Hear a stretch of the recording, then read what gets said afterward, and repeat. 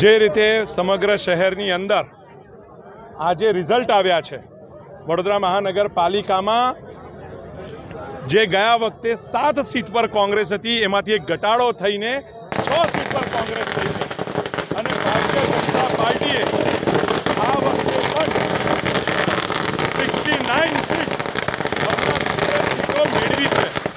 એ દેખાડે છે કે ભારતીય જનતા પાર્ટીની પ્રતિષ્ઠા આજે પણ શહેરમાં યથાવત છે। ભારતીય જનતા પાર્ટીનો કાર્યકર્તા પણ આજે શહેરની અંદર ઠેર ઠેર વ્યાપ્ત છે। જે રીતે કોંગ્રેસે ગયા વખતે વોર્ડ નંબર 1માં 4 સીટો મેળવી હતી, આ વખતે ત્યાંથી 2 સીટો છીનવવાનું કામ ભારતીય જનતા પાર્ટીએ કર્યું છે। 1 સીટ અપક્ષ જીતી છે અને કોંગ્રેસ માત્ર 1 સીટ પર વોર્ડ નંબર 1માં રહી છે।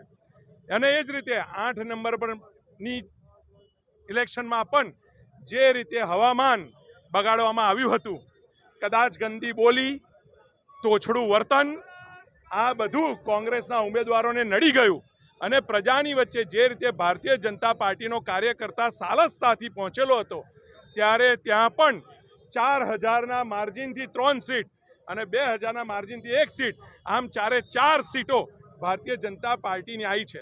સયાજીગંજ વિધાનસભામાં પણ જ્યાં પહેલા 4 કોંગ્રેસ હતી, ત્યાં આજે 1 જ કોંગ્રેસ રહી છે। આમ સયાજીગંજ વિધાનસભા હોય કે ભારતીય જનતા પાર્ટી વડોદરા મહાનગરમાં પણ સમગ્ર રીતે વ્યાપ્ત બની છે। લોકોએ ફરી એકવાર ભારતીય જનતા પાર્ટીના આગેવાનો પર, ભારતીય જનતા પાર્ટીના કાર્યકર્તા પર વિશ્વાસ મૂક્યો છે અને ભારતીય જનતા પાર્ટીનો ઝંડો એ સમગ્ર શહેરમાં લહેરાયો છે।